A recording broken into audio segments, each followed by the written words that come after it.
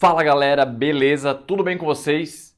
Bora para as nossas apostas médio e para a prova da grandiosa USP São Paulo. Eu sou o John Machado, sou professor de preventiva aqui na Médio e clínico de formação pela Unicamp. E eu vou dissecar com vocês a alma dessa prova e como ela tem sido nos últimos anos. Para começar, como que é a preventiva na USP São Paulo? Basicamente, o que vocês podem esperar dela é uma prova muitíssimo bem feita, mas exatamente o que isso significa? As questões que a USP traz para a gente resolver, elas são extremamente criativas e elas exigem, portanto, um grau de raciocínio muito diferenciado, muito apurado. Então, se você vai chegar ali na preventiva com uma decoreba, com um conteúdo muito superficial, no qual você não vai conseguir aplicar dentro do cenário que eles vão trazer, isso pode ser um grande problema. Por quê? Porque eles colocam várias informações e cada informação está ali para te ajudar a confirmar ou então para te ajudar a refutar aquilo que você está pensando. É um raciocínio totalmente hipotético, no qual a gente vai lendo e levanta uma hipótese e através das informações a gente vai fazendo deduções. E cada informação não está lá à toa. Só que ela foge do tradicional porque ela traz alguns elementos de confundimento. Por exemplo, colocaram já numa tabela de um ensaio clínico um odds ratio, quando a gente esperava como medida de associação um risco relativo. E aí, muita gente acabou indo pensando que era um estudo de caso-controle, visto que o odds ratio é muito mais comum no caso-controle, e era ainda um ensaio clínico, só não era a medida de associação mais clássica. Ok? Dito tudo isso, o que vale a pena estudar nessa semana final, nessa reta final da USP? Basicamente, eu separei os focos mais importantes e a gente começa pelo creme de la creme, o carro-chefe dessa instituição, que é a atenção primária à saúde. Aqui é o momento de vocês revisarem atributos essenciais ou nucleares e derivados da APS, as 9 diretrizes, os princípios são os mesmos do SUS, né? O método SOAP de registro clínico, método clínico centrado na pessoa e projeto terapêutico singular e muita clínica médica. Ela é uma instituição que traz 1 a 2 questões de atendimento na APS de clínica médica, mas são coisas muito prevalentes. Se vocês fizerem uma boa clínica, vocês vão se dar muito bem. A USP também tem um departamento muito forte de medicina tropical e de epidemiologia, por isso acaba refletindo na prova um grande padrão, no qual eles têm cobrado recentemente, ano após ano, noções sobre diagrama de controle e a sua utilidade dentro da vigilância epidemiológica, os boletins epidemiológicos, às vezes coisas do ano mais específicas. Você que é aluno médio, eu dei isso na aula de atualidades e atualizações, todo esse panorama de boletins epidemiológicos. Este é o momento de vocês revisarem aquela aula. Além disso, características dos agentes etiológicos e doenças tropicais negligenciadas. Em relação a estudos classificação, podem ter certeza, ela pediu, sem brincadeira, nos últimos 10 anos, pelo menos uma questão. Aliás, aspectos históricos do SUS primeiro, tá bom? Em aspectos históricos do SUS, eles cobram bastante sobre princípios, e aqui na parte de princípios, eles colocam um contexto, e aí vocês vão ter que verificar qual princípio se correlaciona com o que estão perguntando. Já vou dar dicas para vocês ainda hoje, tá? Também cobram saúde suplementar. A medicina de família e comunidade da USP é muito vinculada ao setor privado e, por isso, as relações entre SUS e saúde suplementar são bastante cobradas. E o financiamento, onde a gente gasta, como é que estão os nossos indicadores de saúde e por aí vai, ok? Em estudos epidemiológicos classificação, como eu falei para vocês, pode esperar pelo menos uma questão de delineamento. E é uma questão que vem muito poluída, mas você tem que saber como delinear um estudo, identificar qual foi o estudo a partir da descrição e geralmente é uma questão desafiadora, ok? E também cobra muito sobre vieses, principalmente o viés de seleção e o viés de confusão. Para finalizar, a gente tem estudos epidemiológicos, análise estatística, classificação.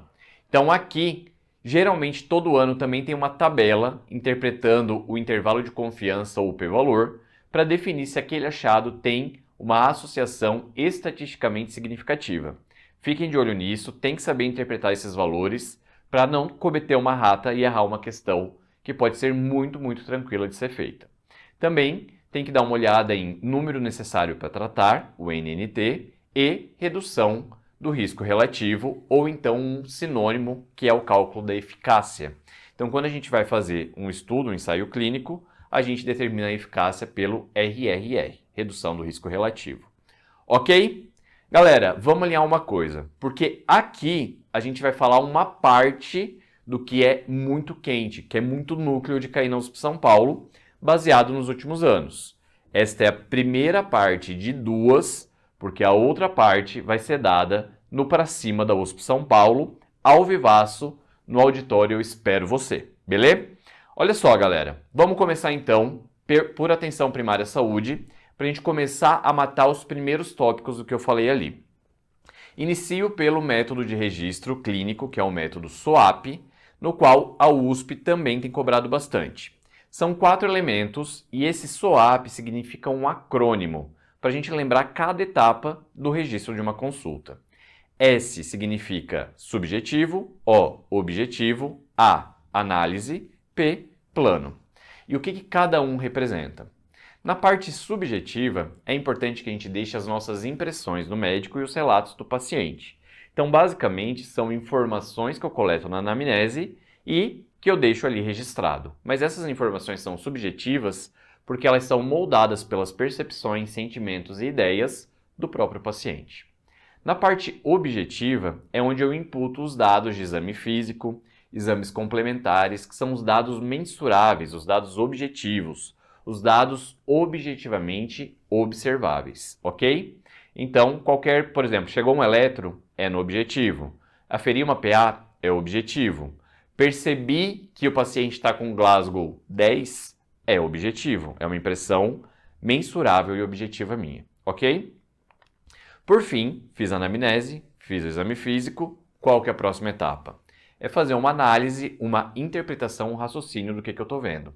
Na parte de análise, então, a gente vai pegar e vai verificar se a gente já tem elementos suficientes para estabelecer um diagnóstico ou se a gente está ali investigando inicialmente um sinal ou sintoma, beleza? Às vezes a minha análise vai ser cefaleia e conforme eu vou evoluindo na investigação, conforme vai passando o tempo, conforme eu vou tendo o resultado de exames complementares, eu consigo chegar ao diagnóstico de que essa cefaleia, que inicialmente eu pensei, no fim das contas, era uma migrânia sem aura, beleza? Mas eu sempre vou registrar aquilo que eu estou vendo e aquilo que eu tenho capacidade de analisar naquele momento. Por isso, a gente estimula que o registro de análise seja feito pelo Código Internacional de Atenção Primária, que é o método CIAP, no qual a gente tem códigos tanto para sinais e sintomas, quando a gente está numa investigação muito inicial, até para diagnósticos bem estabelecidos, ok? O que é importante é que vocês não coloquem, por exemplo, uma pessoa que tem um aumento de volume abdominal e você pensa que é um câncer de pâncreas, mas ainda não tem uma biópsia, que coloque ali câncer de pâncreas interrogado, porque isso pode confundir no segmento desse paciente, ok? E para finalizar, a gente tem o plano. E aqui eu deixo muito bem demarcado para vocês que a USP São Paulo classicamente não entende o plano apenas como um plano terapêutico, que é aquilo que foi prescrito. Ela entende que o plano ele deve ser um conjunto de planos que envolve desde orientações sobre comportamento, orientações sobre dieta, exercício físico, uso de preservativo na relação sexual ou de outra terapia combinada. A gente também entende como plano, o plano de segmento, de quando que a gente vai orientar o retorno, qual que vai ser esse segmento, o plano de investigação diagnóstica, quais exames que eu vou pedir naquele momento. Então, é um conjunto de planos. Não atenham-se apenas ao que foi prescrito, e se por um acaso eles colocarem um plano sem prescrição, pode estar totalmente correto na visão da USP São Paulo e na visão da medicina de família como um todo. Combinado? Matamos o método SOAP, vamos para um próximo elemento importantíssimo da atenção primária e dessa prova, que é um método clínico centrado na pessoa. Aqui, galera, eu vou falar de 4 etapas de um método de atendimento preferencial na PS, visto que uma das diretrizes é uma atenção centrada à pessoa, tá certo?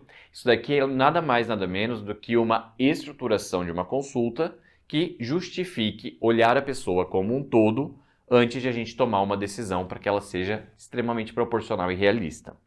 Basicamente, então, esse método tem 4 etapas e eu quero que vocês saibam qual que é a ordenação de cada etapa, porque eventualmente a USP pode colocar, não, isso daqui é a segunda etapa do MCCP, e vocês têm que se localizar dentro disso. Então, crie um racional para isso também, ok?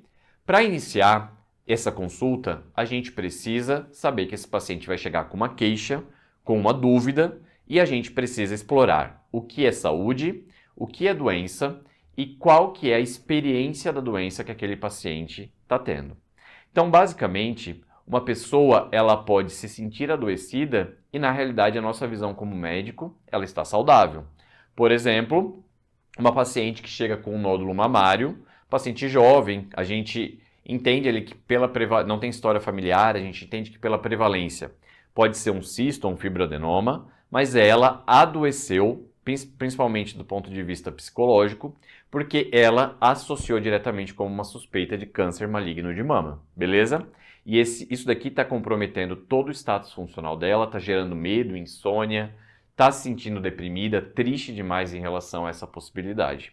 Então, o adoecimento é a experiência do paciente em relação ao processo de saúde e doença. A exploração de doença em si é o que a gente, como médico, consegue decodificar em diagnósticos, tá bom? Então, olhando esse processo, essa experiência de adoecimento, é importante que a gente leve em consideração o CIF, que também é um acrônimo relacionado a contemplar os sentimentos do paciente em relação a essa queixa, essa procura, as ideias que ele já desenvolveu a respeito disso, o quanto que isso tem afetado a sua funcionalidade. Por exemplo, aquela paciente não está conseguindo dormir e está rendendo muito pouco no trabalho, tá certo? Está muito apática. A funcionalidade dela está muito diminuída por algo que a gente não entende como tão grave nesse primeiro momento, tá bom? E quais são as expectativas? Por quê? Porque se ela está pensando isso, ela quer uma investigação para ontem, para melhorar isso logo e ter esse diagnóstico, tá? E é isso aí, tá bom?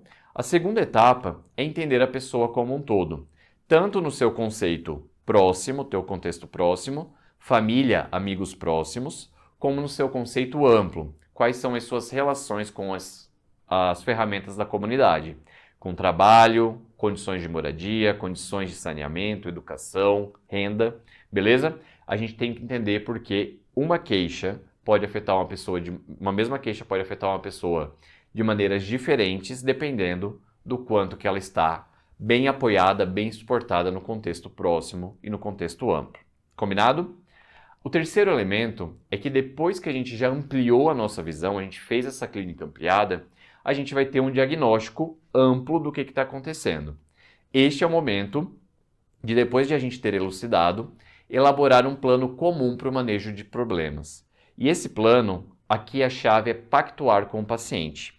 As demandas, as condutas, elas devem ser adequadamente conversadas e compartilhadas com o paciente e pactuadas do que vai ser prioridade. Às vezes, o paciente vai ter uma prioridade A em relação a essa consulta, que não é a minha como médico, mas eu vou ceder e vou colocar isso como uma prioridade, porque eu justamente preciso atender a visão do paciente. Tudo bem? Da mesma forma, tem coisas que a gente como médico vai se preocupar e vai colocar como uma prioridade, a gente vai explicar. Olha, a gente também vai fazer isso, porque isso aqui tem gerado uma necessidade de investigação mais próxima, ok? No fim das contas, é uma troca onde ninguém é superior, mas é tudo muito conversado e pactuado. E obviamente, gente, se a gente fizer tudo isso, a pessoa vai se sentir bem com a gente. Portanto, no final das contas, cada um destes elementos reforça a relação entre médico e paciente, ok? Então são essas as 4 etapas. Começa explorando doença, saúde e experiência da doença. Depois entende a pessoa como um todo no contexto próximo e amplo. Segue para uma elaboração e um manejo comum desses problemas e metas. E por fim, a gente está sempre fortalecendo em cada etapa que a gente faz. Só para título de curiosidade, anteriormente a 2017, a gente tinha 6 etapas do MCCP. A gente também tinha incorporando a prevenção e promoção em saúde e ser realista. Ou seja, eu não vou fazer falsas fantasias ou falsas promessas para esse paciente. Eu vou ser realista para alinhar as expectativas. E o que é entendido numa visão mais moderna é que esses 2 elementos eles devem estar presentes em toda a consulta, então a gente não precisa olhar para eles de uma maneira diferenciada. Eles têm que estar imbricados introduzido já no nosso atendimento no dia a dia. Combinado?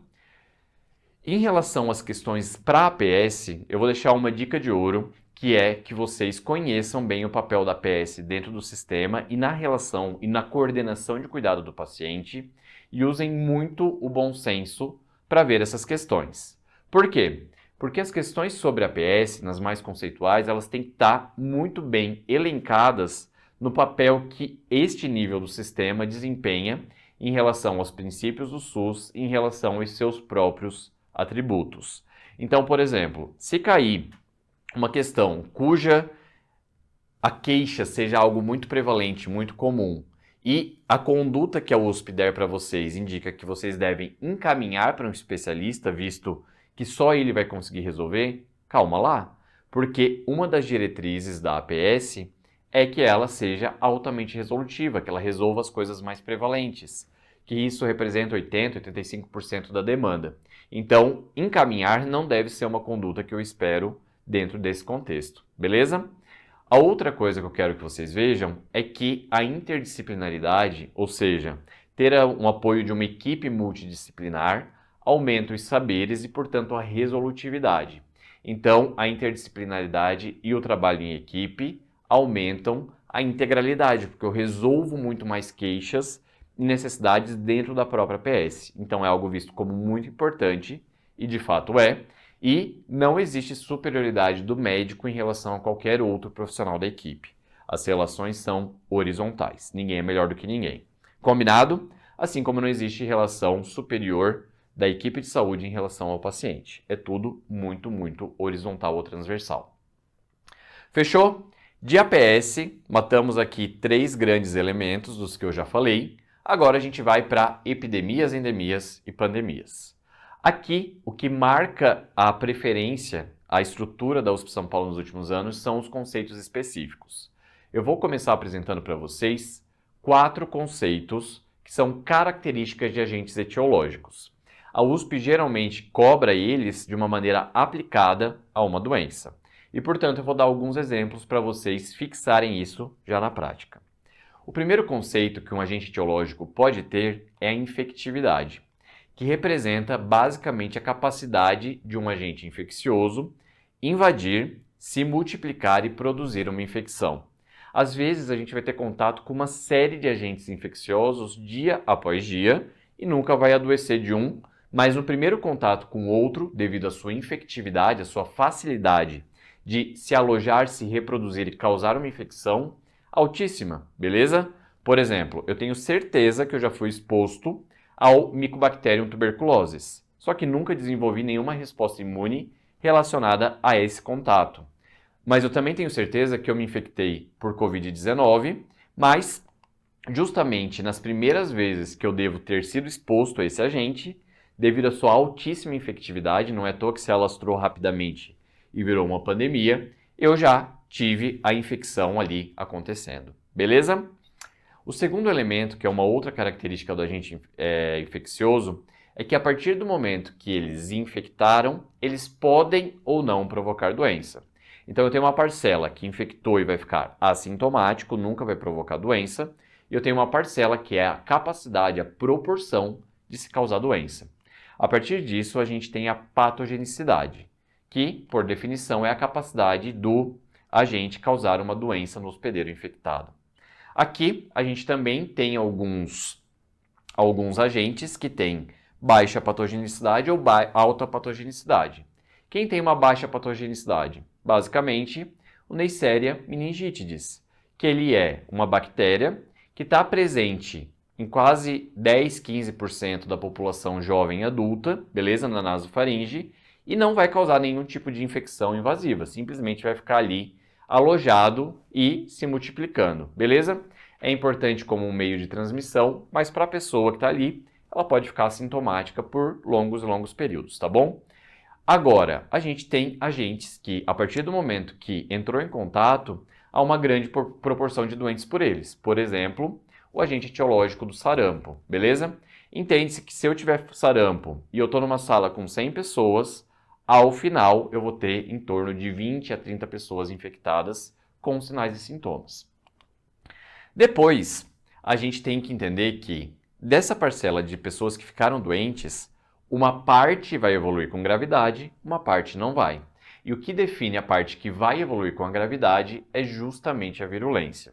Então, a gente tem doenças que, a partir do momento que aconteceram, a chance de evoluir com espectro de gravidade é alta. Por exemplo, o agente etiológico do tétano, Clostridium tetanis. A partir de uma vez que isso invadiu a corrente sanguínea, se multiplicou e deu um quadro de tétano, você pode esperar que não vai ser algo easy, não vai ser algo fácil. Portanto, aqui o tétano se destaca como alta virulência.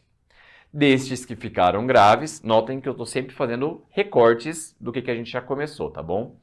Destes que ficaram graves, parte vai morrer e parte não vai morrer. E isso é expresso pela letalidade. Basicamente, gente, a letalidade é o indicador de maior mortalidade no qual eu tenho o denominador pessoas doentes e o numerador a proporção desses doentes que morreram. Então, a letalidade nada mais é do que a capacidade de causar morte pela doença nas pessoas que foram doentes. E aqui destaca-se uma doença com altíssima letalidade, muito próxima de 100%, que é a infecção pelo vírus da raiva, ok? Quero fazer um disclaimer, uma observação, principalmente agora que a gente passou na prova da Unifesp 2024, porque letalidade significa, dentre os doentes, quem morreu. Mas para a gente ver o risco de uma pessoa morrer de uma causa, a gente vai olhar basicamente a mortalidade, que é basicamente a morte por habitantes que a gente deriva no indicador de mortalidade específica. Então, dentre toda a população suscetível a morrer por aquela doença, quantas pessoas morreram? E aqui, então, é onde a gente faz os cálculos para a saúde pública de indicadores de mortalidade. Tem diferença. Então, aqui o denominador vai ser a população inteira, aqui o denominador vai ser apenas os doentes com aquela condição. Ok? O que mais vale a pena... O que mais ficou péssimo, né? O que mais vale a pena relembrar para essa prova da USP São Paulo em relação a epidemias? Basicamente, a epidemiologia das infecções mais prevalentes, tá certo? E aí a gente tem que olhar meios de transmissão, formas de prevenção e mecanismos de quebrar a cadeia de transmissão. Para vocês terem uma ideia, a vigilância epidemiológica ela está ali monitorando como que uma doença se comporta dentro de uma população em um período. Quando começa a aumentar o número de casos, já dispara um alarme na vigilância, com que faz com que ela faça medidas ativas para quebrar a cadeia de transmissão e não deixar isso se ampliar, fugir do controle. Então, a vigilância epidemiológica, ela monitora, escapou do seu controle, ela vai ativamente para cima para tentar conter e quebrar essa cadeia de transmissão. E a USP São Paulo, às vezes, coloca algumas medidas que deveriam ser muito naturais para a gente, mas como são medidas de saúde coletiva, às vezes a gente esquece ou não se sente tão confortável.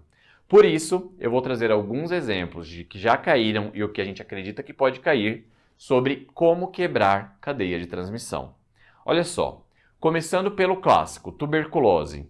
Quais são maneiras de quebrar a cadeia de transmissão? Parte dessas pessoas tem infecção latente, tiveram um contato e podem evoluir com muita gravidade. Então, tratar as pessoas que têm indicação de tratar uma infecção latente é uma maneira de quebrar a cadeia de transmissão. Buscar ativamente os sintomáticos respiratórios, investigá-los, diagnosticar precocemente se tem ou não tuberculose para fazer um tratamento o mais imediato possível. É uma outra maneira. Diagnosticar e tratar precocemente. Basicamente, o tratamento faz com que um bacilífero na comunidade se torne uma pessoa curada, não bacilífera, não transmissível. Super importante. E a BCG na infância, para a gente conter os casos mais graves. Aqui, galera, eu não quero que vocês decorem somente os exemplos, eu quero que vocês entendam como que vocês vão jogar caso esses elementos aconteçam em qualquer doença na prova da USP São Paulo. Vou dar um outro exemplo agora de arboviroses. Aqui, pensando naquelas arboviroses que são transmitidas, que são vetorizadas pelo Aedes aegypti, a gente tem uma grande função de controlar os criadores do mosquito, fazendo uma vigilância ali casa a casa, loco a loco, e destruir esses criadouros, ok? O uso de repelentes também é importante E isso vale para chikungunya, dengue e zika, ok? E no caso da zika em específico, a USP já trouxe esse elemento de que ela era um vírus de transmissão também sexual. Portanto, o uso de preservativo poderia diminuir e ajudar nessa quebra da cadeia. Pensando em outra arbovirose super frequente nas provas, a febre amarela, a gente tem uma vacinação específica, tá certo? Disponível no SUS. A dengue também tem uma vacinação específica, mas é no setor privado, ainda não foi liberado pela Conitec como algo de amplo domínio via SUS, mas a febre amarela tem indicação em todo o território nacional através de análise de risco, tá? As pessoas também podem evitar contatos com a mata, porque hoje a gente não tem febre amarela urbana, e sim a silvestre, então o contato com o mosquito infectado na região de mata é a principal causa desses casos mais recentes. E também a gente pode fazer uma vigilância de zoonoses, de epizootias, porque os primeiros eventos indicando que tem febre amarela num território silvestre é a morte de primatas não humanos, de macacos geralmente que foram infectados e estão morrendo. Estes macacos precisam ir para análise e ser investigados se temos aí uma região de febre amarela, justamente para a gente orientar para que os moradores não adentrem essas matas pelo risco e que se vacinem também. Beleza? E, para finalizar, vamos falar aqui outra grande preferência da USP, que é a meningite, beleza? Aqui, pensando principalmente na meningite por Neisseria meningitidis e também outros subtipos, a gente tem a vacinação como um grande armamento da saúde pública para evitar. Também temos que evitar aglomeração, que são medidas educativas, deixar os ambientes ventilados, não compartilhar objetos de uso pessoal e a quimioprofilaxia. Aqui eu quero deixar claro para vocês que a quimioprofilaxia também é uma questão geralmente frequente e de debate. Por quê? Porque a indicação dessa quimioprofilaxia não é para todo mundo. Ela vai ter indicações restritas por análise de risco. Quando pensar em meningite, eu quero que vocês associem que moradores do mesmo domicílio têm uma chance aumentada em 800 vezes em relação à população geral. Portanto, estes moradores domiciliares vão ser um alvo importantíssimo da quimioprofilaxia para quebrar a cadeia de transmissão e o surgimento de novos casos, ok?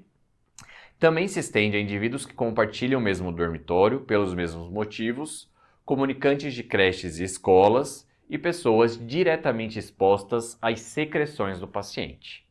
E aí fica a dúvida, a gente como profissional da saúde precisa receber caso a gente diagnostique uma meningite em um paciente na emergência? Nem sempre, tá? O que acontece é que a gente só vai receber se por um acaso a gente fez algum procedimento invasivo em via aérea sem o uso de equipamento de proteção individual. Por exemplo, entubei sem máscara ou sem óculos, passei uma sonda nasogástrica, fiz uma aspiração de via aérea, fiz uma RCP e não estava ali com máscara e próximo do paciente. Com isso, eu entendo que eu posso ter aí uma infecção, um aumento de risco. Caso eu atendi somente no consultório, o paciente não tossiu na minha cara, não teve contato direto com secreção do paciente, não precisa receber, tá bom? Tá bem tranquilo, porque a gente já conhece bastante a respeito dessa epidemiologia. E em relação à quimioprofilaxia, sempre a gente vai preferir a rifampicina do que qualquer outro esquema alternativo, e nos adultos é feito de 600 mg de 12 em 12 horas por 2 dias, ou seja, 4 comprimidos de rifampicina 600 a cada 12 por 2 dias, ok? Alternativas, o ceftriaxone 250 mg intramuscular dose única ou cipro de 500 dose única também, ok? Influenza, para finalizar. Basicamente, o que a gente pode fazer para influenza? Grande armamento é a vacinação, ok? As campanhas estão aí para isso. A quimioprofilaxia com antiviral direto, oseltamivir, também é super importante para os casos indicados. Etiqueta respiratória, isso é muito mais para que a pessoa infectada reduza o potencial de transmissão para a comunidade. Higiene frequente das mãos, tanto para quem está infectado não passar para frente e tanto para a pessoa que está suscetível não vir aqui se infectar por bobeira. Combinado? Matamos então a parte de epidemias, a parte de diagrama de controle e outras características vai estar lá para cima da USP São Paulo, beleza? Quero ver todo mundo lá no auditório quando acontecer. Beleza, gente? Terceiro tópico que eu quero conversar com vocês são os aspectos históricos do SUS. Aqui, o que a gente tem que olhar sobre aspectos históricos e evolução, que é a parte de financiamento, gestão e indicadores do SUS. Primeira coisa, podem esperar uma questão sobre princípios ou diretrizes do SUS, ok? Não vou revisá-las, porque é algo que deve estar muito batido já para vocês, mas eu vou dar algumas dicas de como que vocês podem não se atrapalhar em relação a essas questões. Primeira coisa, você tem que analisar o contexto. Eu quero saber o que o enunciado está me pedindo, qual que é o comando da questão. Eles estão pedindo que eu analise o caso inteiro ou o trecho de um caso apenas. Por quê? Porque os princípios eles estão coexistindo em várias ações. Então, pode ficar muito difícil você diferenciar entre um ou outro, mas o comando da questão ele tem que ser claro o suficiente para saber qual que é a dedução dessa resposta. Portanto, cuidem muito com o que o enunciado pede e não extrapolem além desse contexto. É uma análise contextual. Beleza? Como eu falei, então, não extrapolem o raciocínio. Fiquem muito atentos e focados no comando da questão. Priorize qual que é o princípio mais afetado, caso seja uma análise geral. Talvez um deles vai brilhar muito mais do que os outros e essa vai ser a resposta. E dominem também, revisem essa parte de princípios e diretrizes, que é extremamente tranquilo de diferenciar, eles são muito nítidos e diferentes entre si. Ok? Tranquilo? Quero revisar aqui com vocês também a parte de sistemas comparados de saúde, que são as tipologias de sistema de saúde que influenciaram o nosso sistema e que dominam aí a moldagem dos sistemas internacionais, tá bom? Eu vou revisar isso aqui agora com vocês, porque caiu recentemente na USP e ela é uma questão difícil caso você não tenha esse conhecimento conceitual. Então vamos lá. Basicamente, a gente tem hoje 3 grandes modelos históricos que aconteceram ao longo do mundo, que foram os primeiros modelos que imputaram uma ideologia de sistema de saúde que influenciou aí os sistemas mais recentes de todo mundo, inclusive o nosso aqui no Brasil, tá bom? O primeiro modelo que eu quero mostrar para vocês, que tem uma importância histórica e até hoje, é o modelo bismarckiano, que foi feito por Otto von Bismarck, que é um alemão. Então esse é um modelo que até hoje perdura como preferencial lá na Alemanha e ele parte do princípio que todo trabalhador tem que ter obrigatoriamente um seguro social. E esse seguro social seria acionado em qualquer agravo ou necessidade de saúde, tá bom? Então, como que esse seguro social seria pago? Através de um cofinanciamento. Metade é descontado do trabalhador, metade o empregador é quem paga. Então, nesse cofinanciamento entre empregado e empregador, a gente consegue garantir esse seguro. As pessoas que não têm um emprego formal, que estão em situação de vulnerabilidade, teriam um seguro social pago pelo próprio Estado, ok? Um outro modelo importantíssimo e que é a base, a maior influência do SUS, é o beveridiano, tá? O beveridiano surge na Inglaterra e ele considera que o Estado é responsável pela Seguridade Social. E a Seguridade Social é o Estado provendo qualquer tipo de necessidade essencial para a sobrevivência humana. Quando falar de Seguridade Social, que é o modelo de saúde do Brasil, a gente tem que pensar em um tripé da Seguridade Social, que é saúde, assistência social e previdência social. Saúde e assistência social são no modelo não contributivo.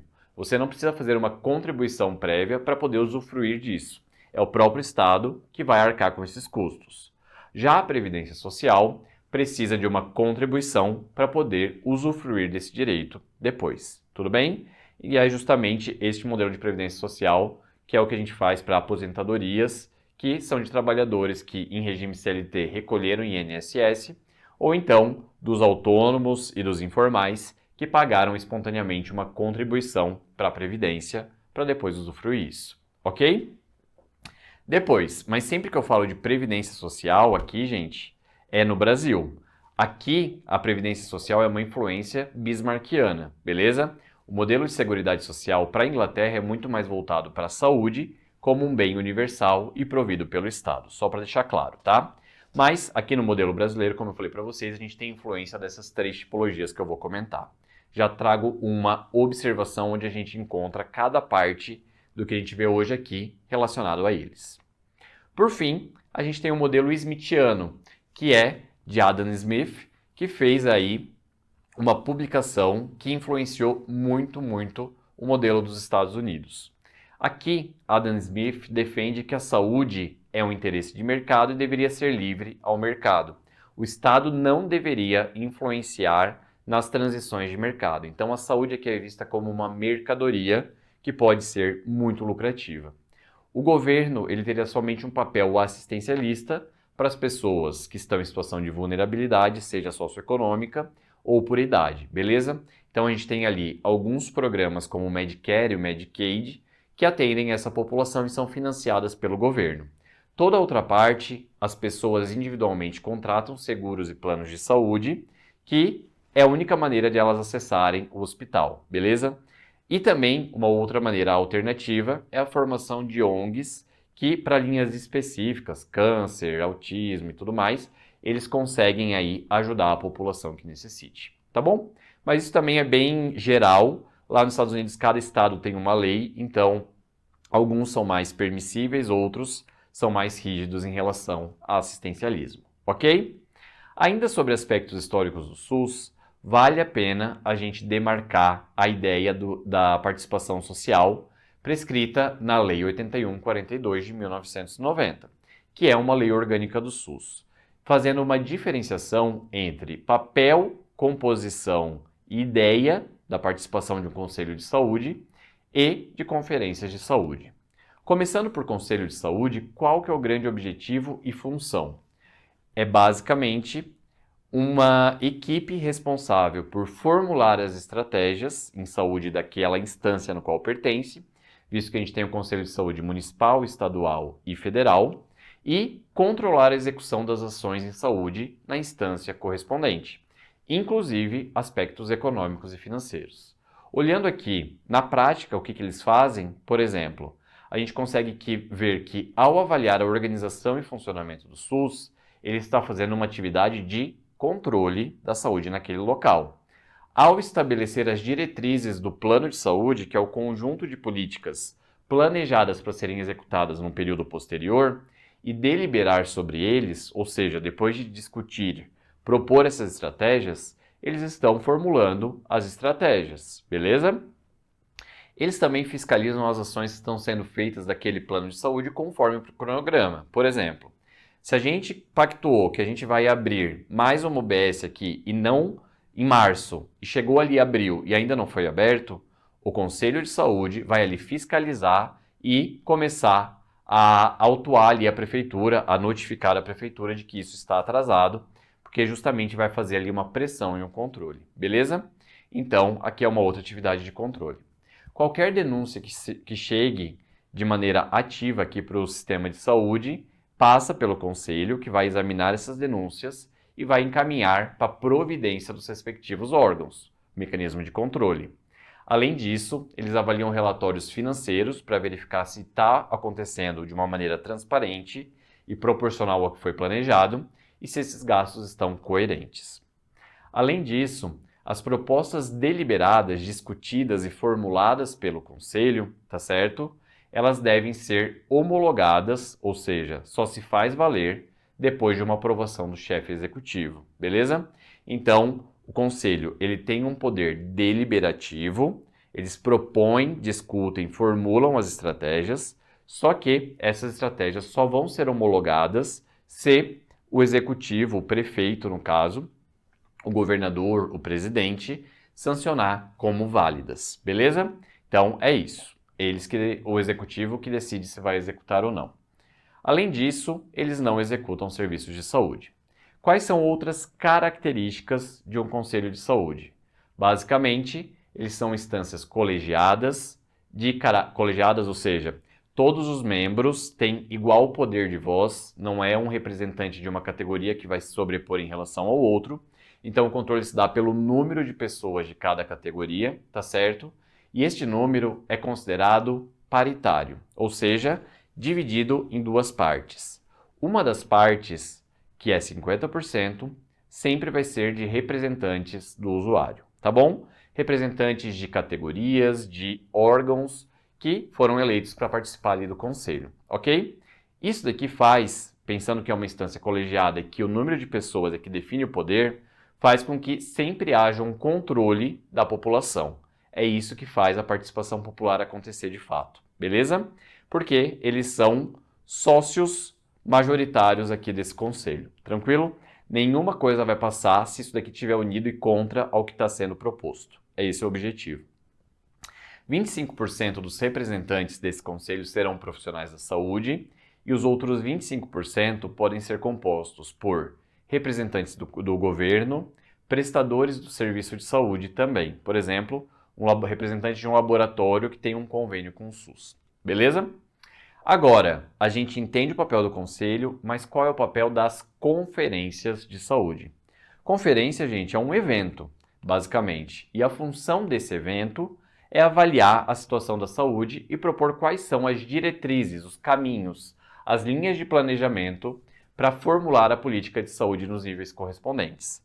Basicamente, a conferência de saúde dá uma análise situacional em cada instância, beleza? Então começam com as conferências municipais, depois vão para as estaduais e por fim vai para a etapa nacional, contemplando todo esse conhecimento.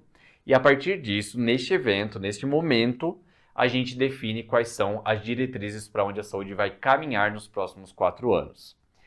No entanto, que a periodicidade de uma conferência de saúde é de 4 em 4 anos. Só que se por um acaso a gente sentir a necessidade de convocar extraordinariamente uma antecipação de uma conferência, quem deve convocar são os representantes do Poder Executivo, prefeito, governador ou presidente, e se acontecer de uma forma extraordinária, isso aqui é de uma forma ordinária, normal, de 4 em 4 anos. É aqui que organiza e convoca. Agora, de uma forma extraordinária, antecipada, ainda é esse aqui que tem que ter a função de fazer a convocação, mas também a gente pode contar com o Conselho de Saúde podendo convocar uma conferência extraordinária. Combinado? Sobre Lei 8142 é basicamente isso que é cobrado na USP São Paulo. Quarto tópico, estudos epidemiológicos, classificação. Aqui, galera, eu vou passar para vocês, de maneira bate-pronto, alguns tipos de vieses. Começo falando sobre o viés de seleção. O viés de seleção fala que os grupos de participantes que foram comparados, eles podem ser diferentes não apenas pelas intervenções ou pelas exposições investigadas, mas também pela seleção de participantes em cada grupo. Aqui, toda vez que eu vou trabalhar com uma amostra, eu tenho que entender que essa amostra, qualquer membro da população fonte teve a mesma chance de compor cada um dos grupos, beleza? É isso que permite a inferência estatística, de eu extrapolar isso com uma margem de erro e generalizar esses resultados de uma amostra. O viés de seleção não me permite isso, porque eu entendo que houve algum vício, algum erro na forma de selecionar esses participantes. Vou dar um exemplo muito claro. Digamos que eu quero fazer um estudo a respeito do uso de bebida alcoólica e doença cardiovascular. E aí eu preciso saber isso na população de São Paulo. E aonde que eu vou buscar os meus participantes? Num boteco, onde a gente já entende que pelo fato de estarem lá, eles podem estar muito mais vinculados com o uso de álcool, entendeu? Então aqui eu não extrapolo, eu não tenho um conhecimento da população em geral. Eu tenho um conhecimento viciado, eu tenho um viés muito claro de seleção.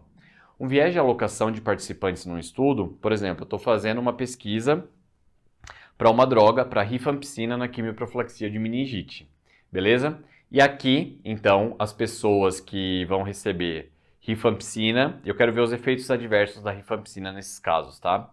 As pessoas que vão receber rifampicina, eu vou escolher somente indivíduos jovens, saudáveis, sem nenhuma comorbidade, beleza?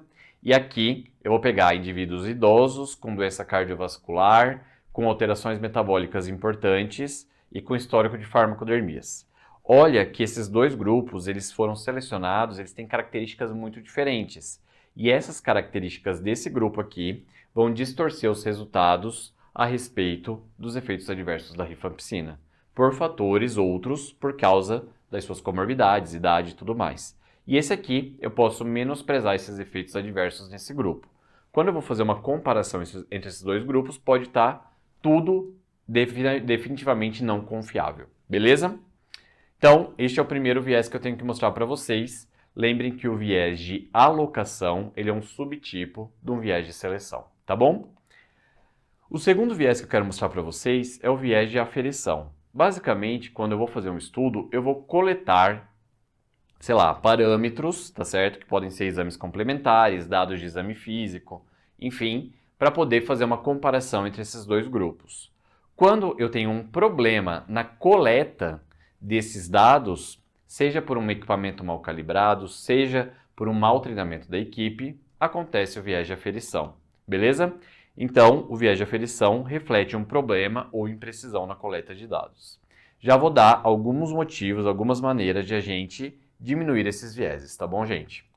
E por fim, eu quero mostrar o viés de memória nessa primeira parte, porque o outro que eu vou mostrar para vocês tem um destaque à parte para a prova da USP.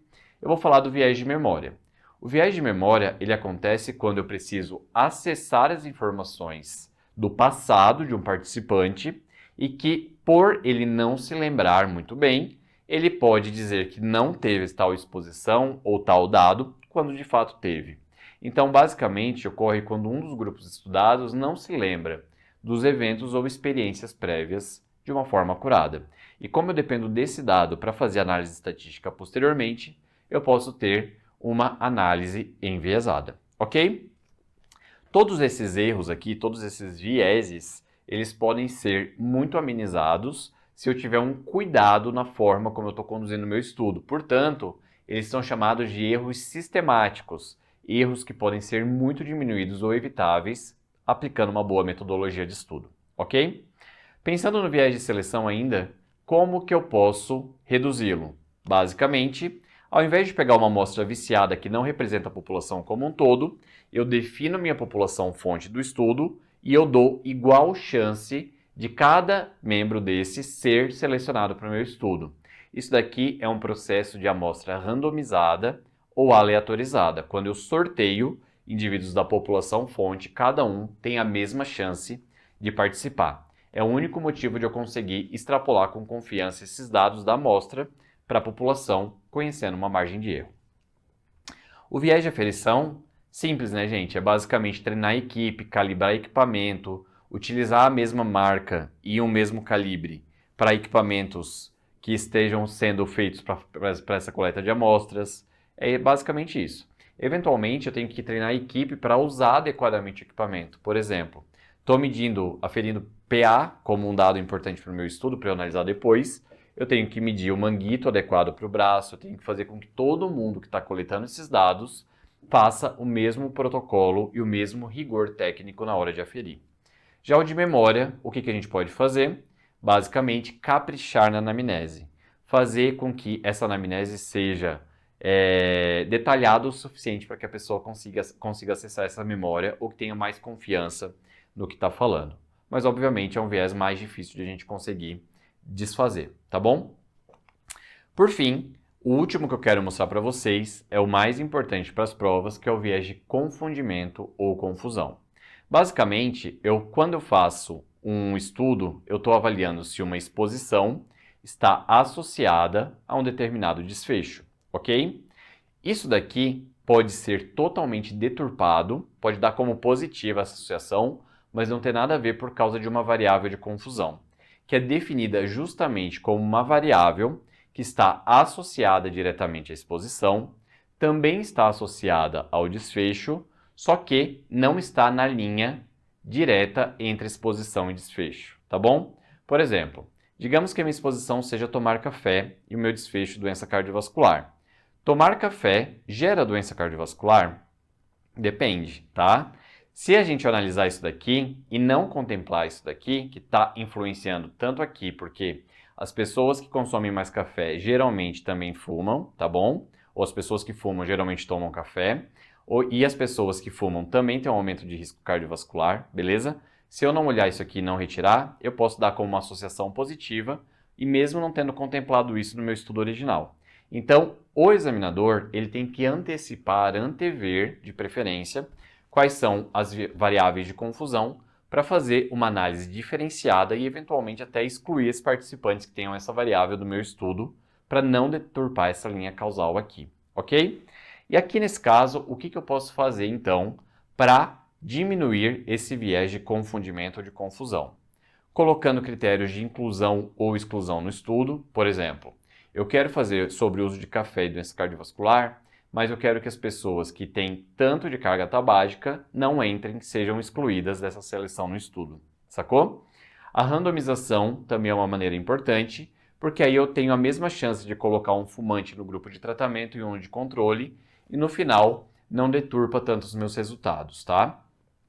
Uma análise estratificada é possível também, quando eu percebo que essa variável de confusão aconteceu mais lá no final do estudo, então eu posso fazer uma análise de subgrupos, no qual eu tenho uma análise de uso de café e doença cardiovascular para não fumantes e uma análise de fumantes. E aí eu comparo não fumantes com não fumantes e fumantes com fumantes, tá bom? Isso chama estratificação a partir da fixação de uma variável. E por fim, eu posso fazer um ajuste estatístico, porque testes estatísticos fazem essa correção, não deturpando tanto a nossa análise final, ok? Que é o que a gente chama de análise multivariada. Eu pego várias variáveis e eu diminuo essas distorções estatísticas. Beleza, gente? Tranquilo? Bora para o nosso penúltimo tópico a ser revisado? Estudos epidemiológicos, análise estatística, aplicação. Isso daqui é uma introdução para você que nunca teve contato Medway, de algo que a gente já bate bastante, mas a gente vai voltar aqui para as bases, para poder lá no para cima eu evoluir aqui na análise com vocês. Primeira coisa que eu falo sobre estudos epidemiológicos, análise estatística e classificação, e aplicação no caso, é que vocês montem sempre a tabela de análise, tá bom? Porque é a tabela de análise que vai fazer com que qualquer cálculo seja feito. E essa tabela de análise ela tem um lugar para cada etapa. Então, digamos que eu estou analisando uma exposição e um desfecho. A primeira linha é sempre para o indivíduo que teve uma exposição positiva, o exposto. A segunda linha é do não exposto. A primeira coluna é de quem é doente e a segunda coluna é de quem é sadio. E notem que isso vai me dar um doente e um exposto, um sadio que foi exposto, um doente que não foi exposto e um sadio que não foi exposto. Nessa parte de coluna total, que são as extremidades, eu tenho as somatórias de A mais B, C mais D, B mais D, A mais C, e aqui eu tenho a somatória de A, B, C e D, ok? Quando a gente vai para as medidas de associação, que é o clássico de associar se o grupo exposto teve um maior ou menor risco em relação ao grupo não exposto, eu vou ter que aprender aqui a falar sobre risco relativo, odds ratio e razão de prevalência, tá? E essas medidas de associação, elas têm maior ou menor possibilidade de trazer o mais próximo da realidade. Começando aqui pela razão de prevalência, a gente tem como principal medida de associação de estudos de prevalência ou os estudos transversais, que é a mesma coisa, tá? E aqui eu vejo a prevalência de uma doença entre os expostos e os não expostos. Vamos lá. Voltando aqui nessa tabela de análise. Entre as pessoas que foram expostas, qual que é o risco de adoecer? Então, o denominador é o total de pessoas expostas, e eu quero saber desse total de pessoas expostas, qual foi a porcentagem de indivíduos que realmente adoeceram.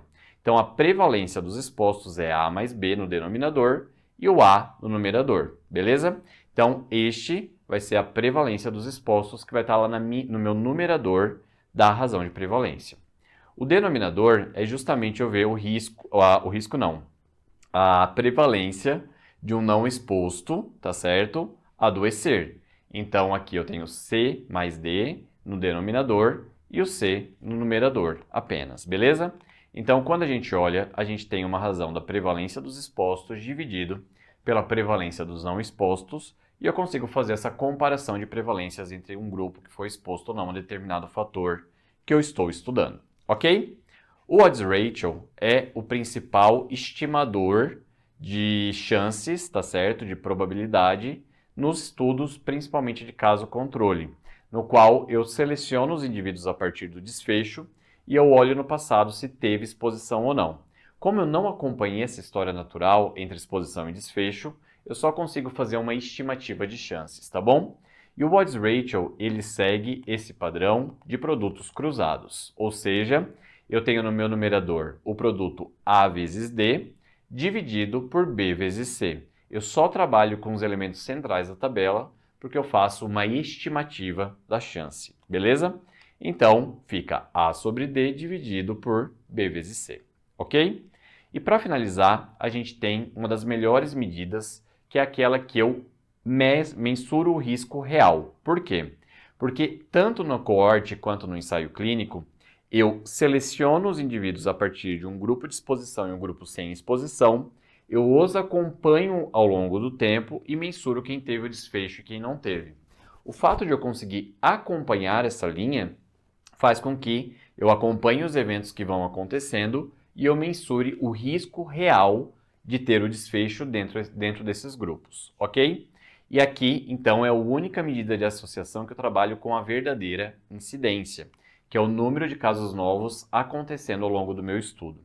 E o risco relativo, ele mede a incidência dos expostos dividido pela incidência dos não expostos. Que, se vocês olharem, é a mesma fórmula da razão de prevalência, só que o que muda é o conceito, porque aqui eu estou vendo os casos novos e na prevalência eu estou olhando os casos totais, ok? Então, no numerador da razão de prevalência, na incidência dos expostos, é A no numerador dividido por A mais B. A incidência dos não expostos, que são quem ficou doente durante meu período de estudo, C, dividido pelo total de não expostos, tá bom? E no final eu faço uma razão entre esses dois aqui, tá bom? E eu tenho o meu risco relativo. Fechou? Vamos lá, falar sobre NNT, que era uma outra medida que eu falei lá no início da aula que a USP São Paulo cobra bastante. O NNT é uma medida do estudo que indica o número necessário para tratar. Para eu calcular o NNT, eu preciso inicialmente calcular uma outra medida que é a redução absoluta de risco, o RAR. E ela é muito simples. Basicamente, eu quero ver a diferença, a subtração do percentual de risco do grupo controle em relação ao grupo de tratamento. John, mas eu não sei calcular o risco do grupo controle e o grupo de tratamento. Sabe sim, olha só. O grupo controle é o indivíduo que não recebeu uma medicação, beleza? Quando eu estou falando de ensaio clínico, eu coloco na primeira linha não exposição, e sim a intervenção. E aqui eu coloco a não intervenção, o grupo placebo ou quem recebeu o medicamento comparativo, que era o medicamento padrão tradicional, tá bom? Nesse caso aqui, qual que seria o risco do tratamento controle de adoecer? O controle entra aqui nessa segunda linha e o risco de uma pessoa adoecer é isso daqui no numerador dividido pelo denominador, beleza?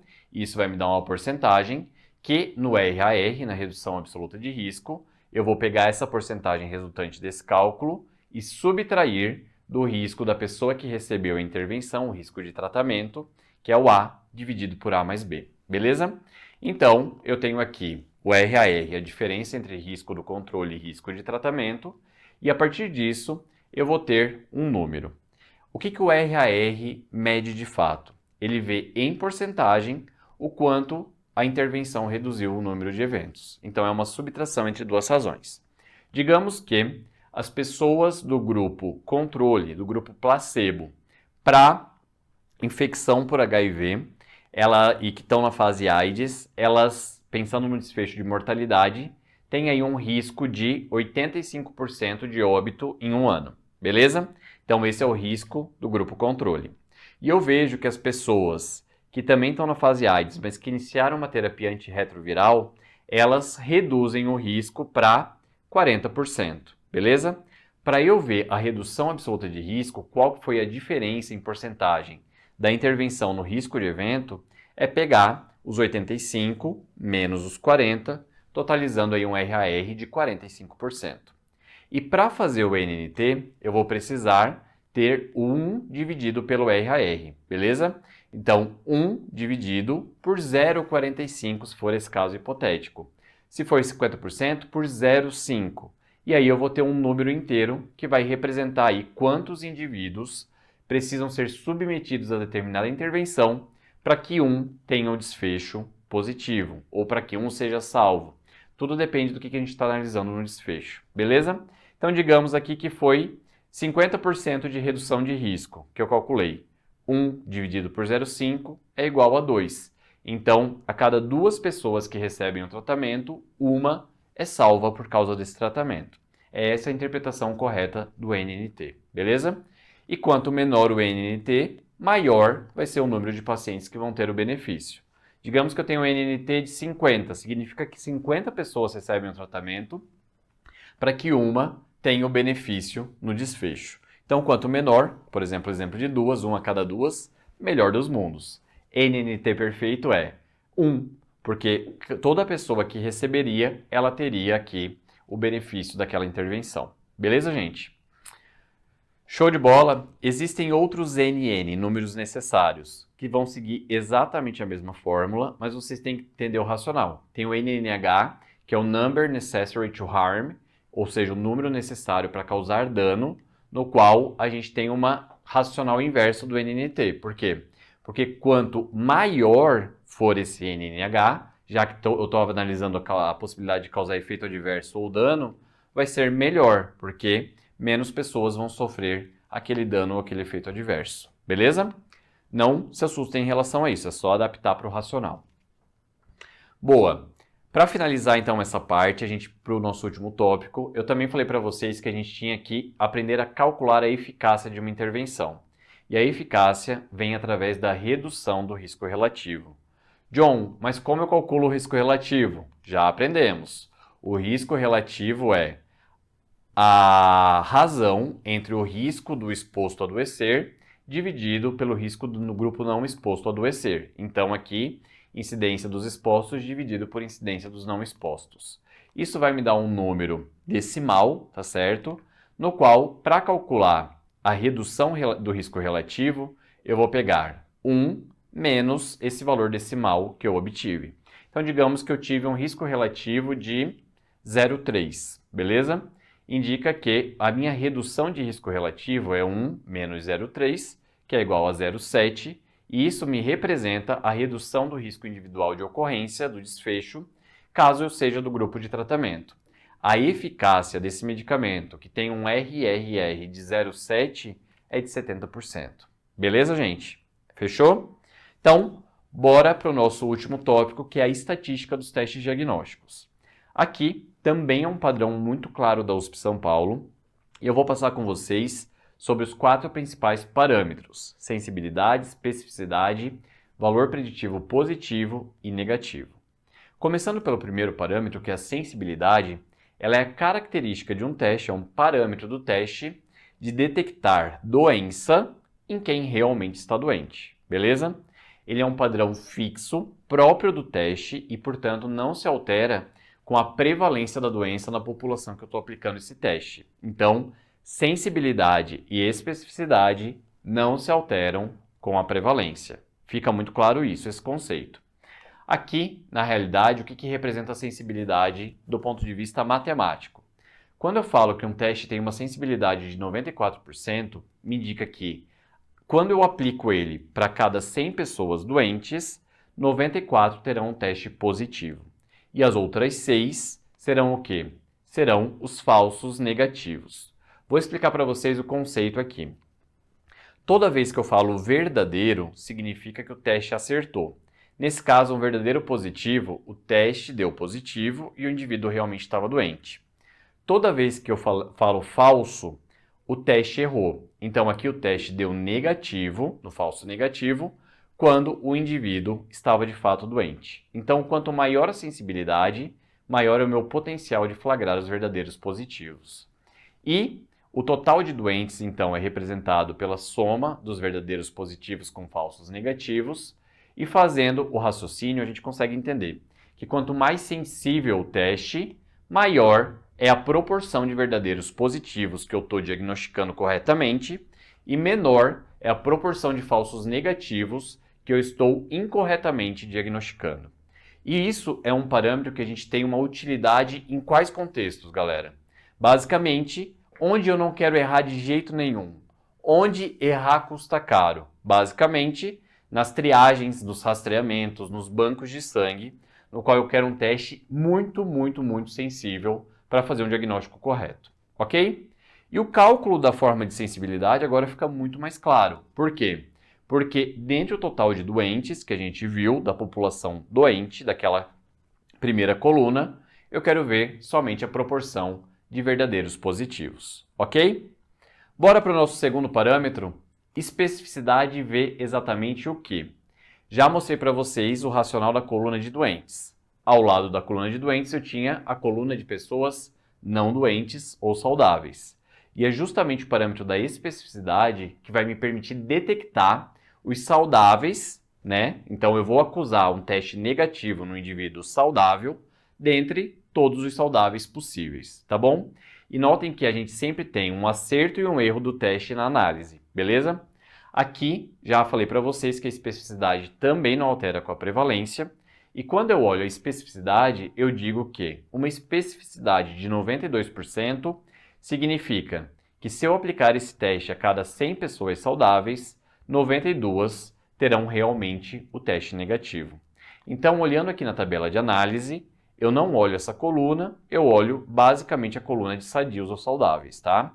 E o teste vai acertar quando ele for negativo para o indivíduo sadio e ele vai errar quando ele der positivo no indivíduo que na realidade não tem a doença, beleza?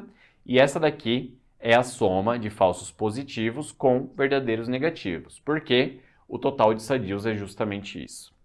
Raciocinando junto, uma maior especificidade, então, tem uma maior proporção de verdadeiros negativos em relação a falsos positivos, tá? E quando que a gente vai utilizar um teste bastante específico? Quando eu quero fazer uma confirmação de um diagnóstico. Quando eu quero saber diferenciar se a pessoa está realmente doente, realmente saudável ou não. Geralmente, quando a gente vai fazer uma análise, por exemplo, de uma infecção por hepatite C, por vírus C, o HCV, eu começo fazendo um teste bastante sensível, tá certo? Que no caso é o anti-HCV, a sorologia, beleza? E aqui ele vai fazer um primeiro filtro. Mas eu quero confirmar esse diagnóstico com um teste mais específico, que é a carga viral pro HCV, beleza? Esse aqui vai me diferenciar. Por quê? Porque se a pessoa estiver saudável, há muita chance dessa carga viral vir não detectável. Beleza? Então é basicamente isso. A especificidade, então, ela olha no universo de todos os sadios, dos saudáveis, a proporção de quando o teste foi adequadamente identificado os saudáveis, os verdadeiros negativos. Ok? Só para lembrar para vocês, então, essa é a nossa tabela de análise. Vocês vão verificar que é a mesma tabela de proporção, a famosa tabela 2x2, que a gente utilizou em estudos epidemiológicos. Só que aqui, na primeira linha, eu quero que vocês verifiquem que está o teste positivo, na segunda linha, o teste negativo, e aqui, doentes, e na segunda, sadios, tá? E só para lembrar para vocês, aqui na coluna de doentes, eu analiso a sensibilidade, de sadios a especificidade, mas o que avalia as linhas, gente? O que isso aqui representa? Basicamente, vocês precisam conhecer mais dois parâmetros dos testes diagnósticos, que é o valor preditivo positivo e negativo. O valor preditivo positivo analisa essa linha e eu quero ver, dentre o total de testes positivos, quantos de fato ele acertou. Portanto, olhando a tabela de análise, a fórmula do VPP é, dentre o total de testes positivos, quanto de fato ele acertou, me deu um verdadeiro positivo. Já o valor preditivo negativo é o inverso. Eu olho na linha de teste negativo e eu analiso, dentre o total de testes negativos, quantos de fato ele acertou. Por isso a fórmula vai ser verdadeiros negativos dividido pelo total de testes negativos. Isso daqui é um disclaimer, porque lá no Pra Cima da USP eu vou falar sobre mudanças de ponto de corte e como isso altera sensibilidade, especificidade, VPP e VPN, e também eu vou falar o quanto a prevalência altera o VPP e o VPN. Beleza? Galera, é isso que eu tinha para dizer para vocês. Estamos muito próximos da talvez principal prova que vocês vão fazer nesse ano, a que gera maior expectativa. Tenho certeza que você que está assistindo Eu tenho uma grande proporção de futuros residentes em 2024 da USP São Paulo e estamos junto com vocês na porta de prova, fazendo a prova, na correção imediatamente após. Vamos junto e qualquer coisa me manda uma mensagem lá no John da Medway. Estou ali publicando direto conteúdos de preventiva e vai ser um prazer aí poder ajudar vocês nessa reta final como a gente sempre faz. Tamo junto demais, forte abraço, vamos grandão pra cima da USP São Paulo. Abraço!